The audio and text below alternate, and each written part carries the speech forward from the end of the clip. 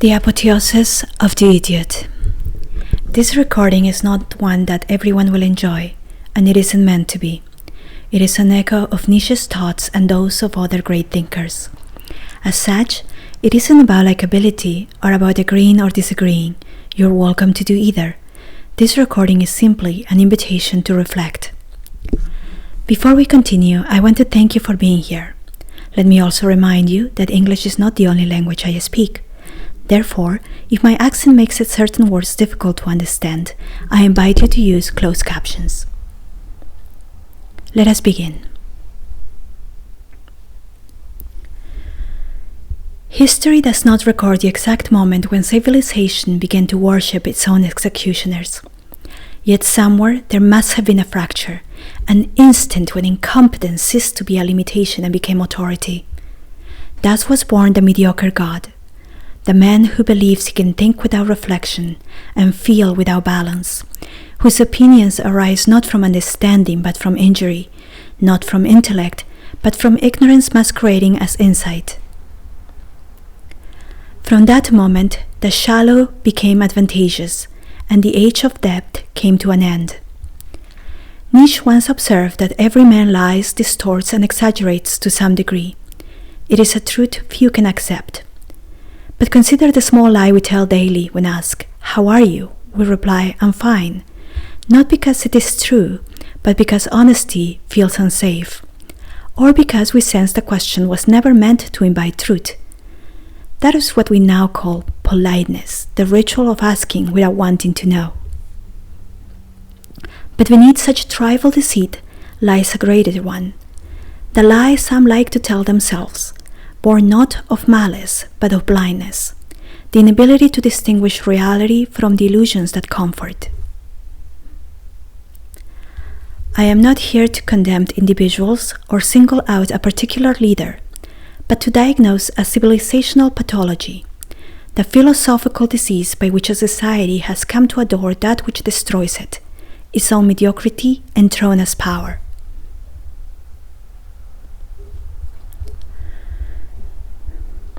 Modern systems operate by an unspoken rule: incompetence is safer than excellence.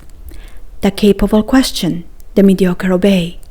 The thinker threatens, the conformist sustains. Look around. In corporations, in governments, in institutions, the mediocre and the congenial assent, while the brilliant remain still.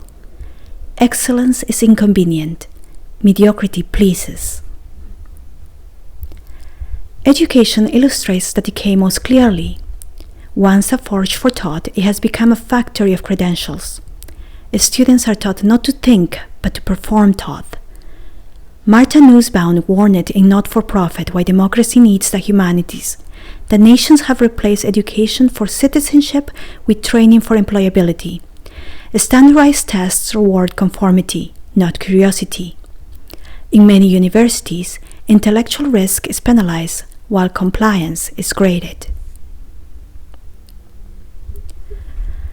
Across continents, the same pattern unfolds. In the US, critical thinking has been narrowed to memorizing the right moral vocabulary.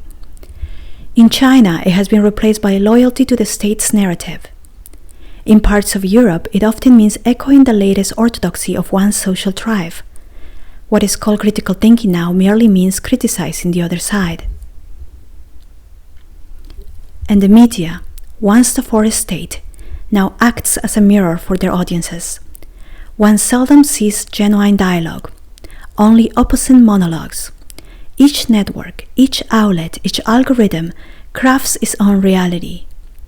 In the United States, Fox News and MSNBC can narrate two incompatible worlds. In parts of Russia, the state builds an entire mythology around fear. In democracies from Brazil to India, populist rhetoric floods social platforms faster than truth can catch it. As Noam Chomsky and Edward Herman argue manufacturing consent, the media no longer informs. It filters perception through ideological convenience. True critical thinking demands exposure to contradiction, yet the modern citizen lives in an echo chamber so perfectly tuned that opposing facts feel like attacks. This compartmentalization of thought, the reduction of complex questions into binary choices, has become the new literacy.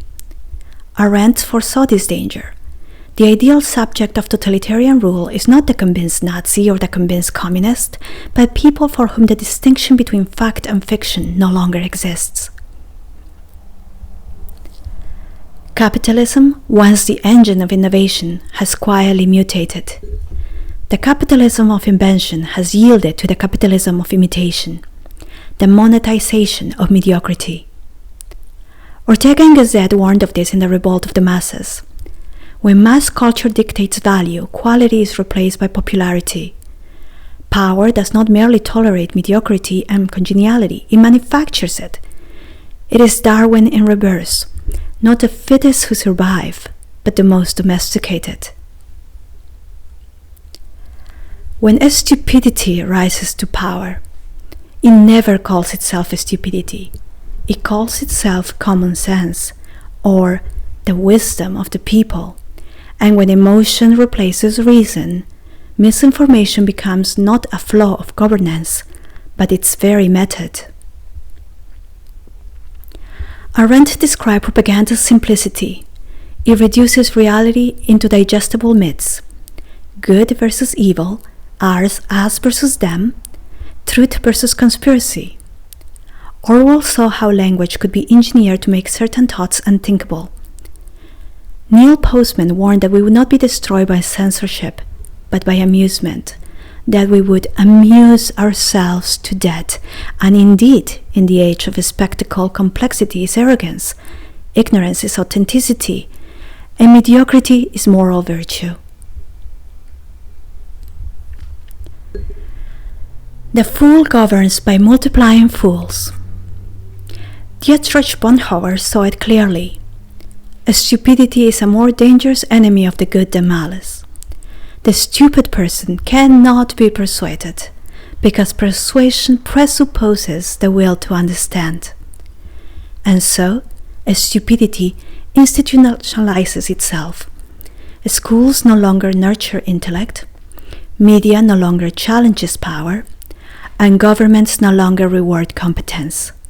The result is a vicious circle.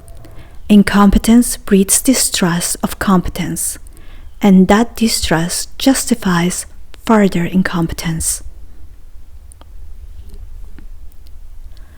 Bertrand Russell captured the paradox: the stupid are cocksure while the intelligent are full of doubt, and in that imbalance, demagogues thrive. The tragedy of our time is not the fool in power, because history has always had those.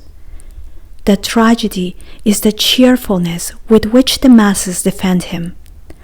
Populism is not born of collective wisdom, but of collective fatigue. Its promise is very seductive. Do not think, I will think for you. Do not grow or question, I will sanctify your stagnation.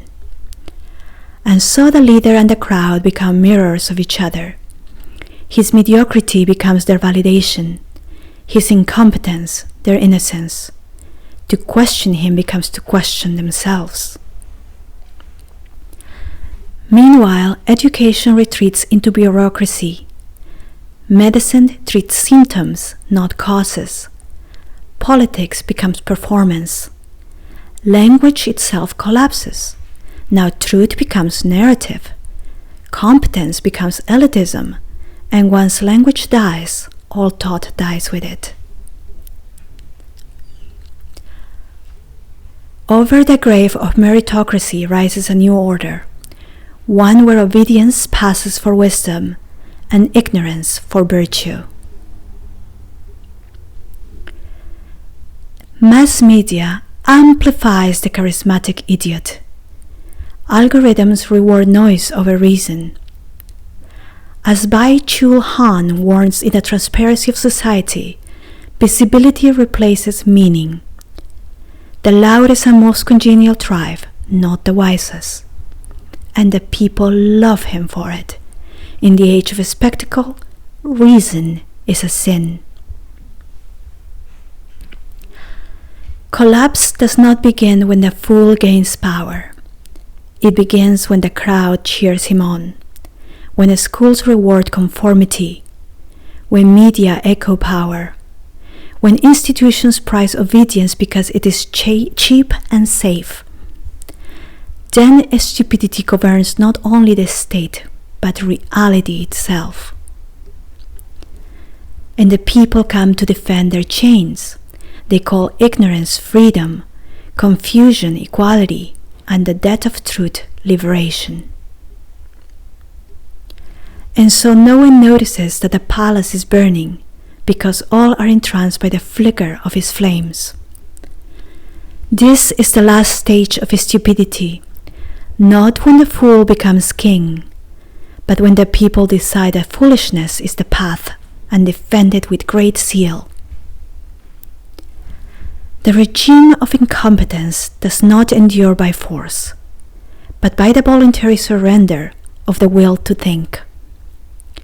And as long as men prefer comfort to truth, no number of philosophers will be enough to save them. So I ask you, at what moment did you stop questioning and start accepting?